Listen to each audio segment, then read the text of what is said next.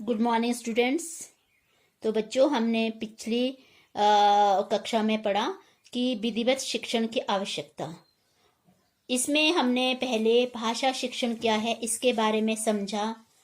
अब उसके बाद हमने पढ़ा भाषा के विधिवत शिक्षण की आवश्यकता, इसके बारे में समझा। तो बच्चों, इसके बारे में आपको पता लग गया होगा। तो जो आज हम पढ़ेंगे विधिवत शिक्षण, हम जो निम्नलिखित शीर्षकों द्वारा स्पष्ट करेंगे। तो विधिवत शिक्षण, विधिवत भाषा के विधिवत शिक्षण की आवश्यकता। तो हमने ये पिछले इससे स्पष्ट कर दिया है कि जिस प्रकार अन्य विषय जैसे गणित है, विज्ञान है, सामाजिक विज्ञान है आदि का ज्ञान केवल विधिवत शिक्षण के माध्यम से ही प्रदान किया जा सकता है, ठीक उसी प्रकार भाषा का समुचित ज्ञान भी विधिवत शिक्षण के द्वारा प्रदान किया जा सकता है। भाषा शिक्षण की आवश्यकता को हम निम्नलिखित शीर्षकों द्वारा स्पष्ट कर सकते हैं। जैसे पहला है आपका व्यक्तित्व का विकास करने के लिए। जो भाषा हमारे भाव, विचारों, संवेगों आदि की अभिव्यक्ति का यह माध्यम होता है। किसी व्यक्ति में अपने भाव, विचारों आदि को स्पष्टता के साथ अभिव्यक्त करने की क्षमता जितनी अधिक होगी, उसका व्यक्तित्व उतना ही प्रभावशाली माना जाता है। हम दूसरे शब्दों में ये भी कह सकते हैं कि मनुष्यों द्वारा प्रयुक्त भाषा से उनके व्यक्तित्व की पहचान होती है।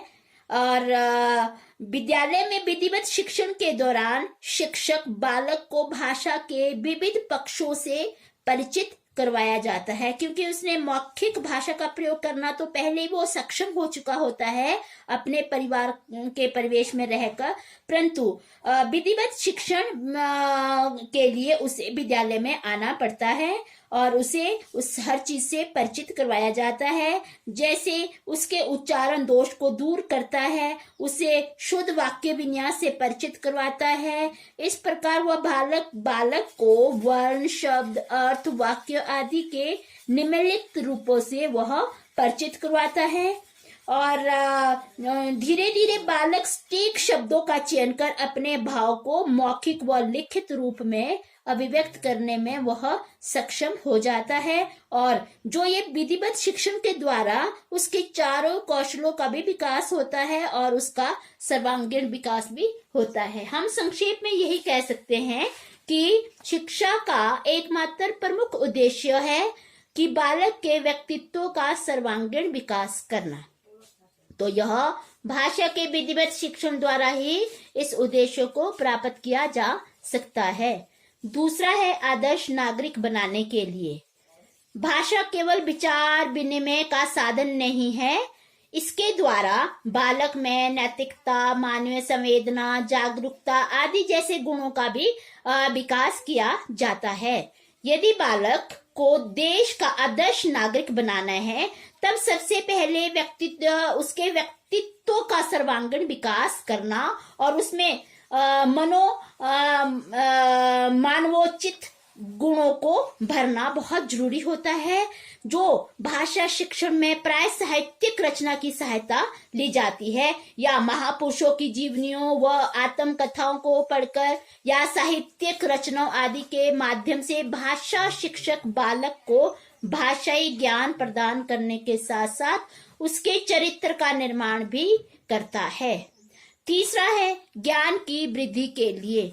जो भाषा है मनुष्य के लिए प्रकृति का वरदान दिया है, यानी मनुष्य को ईश्वर ने भाषा वरदान में दिया है और भाषा के माध्यम से ही विज्ञान है, गणित है जैसे विषयों का ज्ञान प्रदान व प्राप्त किया जा सकता है। इस प्रकार जो हमारी भाषा न केवल विचार विनिमय के लिए आवश्यक है, बल्कि अन्य विषयों का ज्ञान प्राप्त करने के लिए भी पहले ये बहुत आवश्यक है। और अन्य विषयों का ज्ञान तभी प्राप्त किया जा सकता है जब बालक में भाषाई कौशलों का विकास हो। चौथा है ज्ञान का संरक्षण एवं हस्तांतरण। भाषा के लिखित रूप में यदि शक्ति है कि वह मनुष्य द्वारा प्राप्त ज्ञान को चिरकाल तक संरक्षित कर सकती है तथा उसे भावी पीढ़ी को हस्तांतरित कर सकती है। जैसे उदाहरण के लिए इतिहास में जो भी घटनाएं घटी है उनके कारणों आदि को भाषा के माध्यम से ही सुरक्षित या संरक्षित किया जा सकता है तथा इसे भावी पीढ़ी के बालकों को भाषाई ज्ञान प्रदान करने के पश्चात उन्हें उन घटनाओं आदि से भी परिचित करवाया जा सकता है। इस प्रकार नए नए आविष्कार व संरक्षण एवं हस्तांतरण भाषा के माध्यम से ही यह संभव होता है। अब है पांचवा विचार विनिमय के लिए। कई बार मनुष्य संकेतों के द्वारा भी अपने मन की बात दूसरों तक पहुंचा सकता है। जिस तरह से क्रिकेट मैच के मैदान में टीम का कप्तान संकेत द्वारा वह भाषा का प्रयोग करता है, भाषा के माध्यम से ही संपन्न करता है। भाषा व विचार का परस्पर एक गहरा संबंध होता है। भाषा ही हमारे विचारों को एक दूसरे को संप्रेषित करती है और हमारे व्यक्तित्व का निर्माण करने में हमारी यह सहायता करता है। अतः ये बालक अपने भाव विचारों आदि को बड़ी सरलता सहजता के साथ अभिव्यक्त कर सकता है।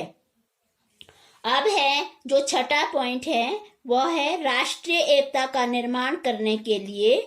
भारत एक बहुभाषी देश है। यहाँ पर विभिन्न भाषा भाषी लोग रहते हैं। यहाँ तमिल है, तेलुगु है, कन्नड़, बंगला, पंजाबी, मराठी, गुजराती आदि अनेक भाषाओं व उनकी बोलियों का प्रयोग होता है। दूसरी ओर हम यहाँ पर अनेक धर्मों के लोग भी रहते हैं। भिन्न भाषा व धर्म के कारण लोगों में जातिवाद, क्षेत्रवाद, सांप्रदायिकता, भाषावाद जैसे संकीर्ण विचारधाराएं जन्म लेती है। ऐसी स्थिति में राष्ट्रभाषा की आवश्यकता अनुभव की जाती है और जो हमें एकता के सूत्र में बांधने का प्रयास करती है, एकता के सूत्र में बांधे रखती है। और अब है सातवां, सामाजिक एकता स्थापित करने के लिए प्रत्येक समाज की भाषा व संस्कृति में गहरा संबंध होता है। भाषा ही सांस्कृतिक विरासत को आगे बढ़ाती है। अगर भाषा नहीं होती तो यह हमें हमारी संस्कृति की विरासत को भी नहीं बता सकती थी। अतः जो यह बालक को अपने समाज, अपनी संस्कृति, परंपराओं से भली भांति परिचित कराने के लिए उसे भाषा का समुचित ज्ञान प्रदान करना बहुत आवश्यक होता है और ऐसा भाषाई ज्ञान विधिवत शिक्षण के द्वारा ही प्रदान किया जा सकता है। हम अंत में यही कहते हैं कि भले ही बालक परिवार के परिवेश में रहकर अनुकरण द्वारा भाषाई प्रयोग करने में सफल होता है, परंतु उसका यह भाषाई ज्ञान अधूरा होता है। परंतु जब बालक विद्यालय में जाकर इसीलिए शिक्षा प्राप्त करता है ताकि उसके व्यक्तित्व का सर्वांगीण विकास हो सके और उसका चहुमुखी विकास हो सके और वह भाषा के विधिवत शिक्षण द्वारा उसे भाषा के शुद्ध एवं व्याकरण सम्मत प्रयोग में निपुण किया जा सकता है और उसके चारों भाषाई कौशलों का विकास करके उसके व्यक्तित्व को संपूर्ण बनाने का प्रयास किया जाता है। यह भाषा का विधिवत शिक्षण अत्यंत आवश्यक है। धन्यवाद।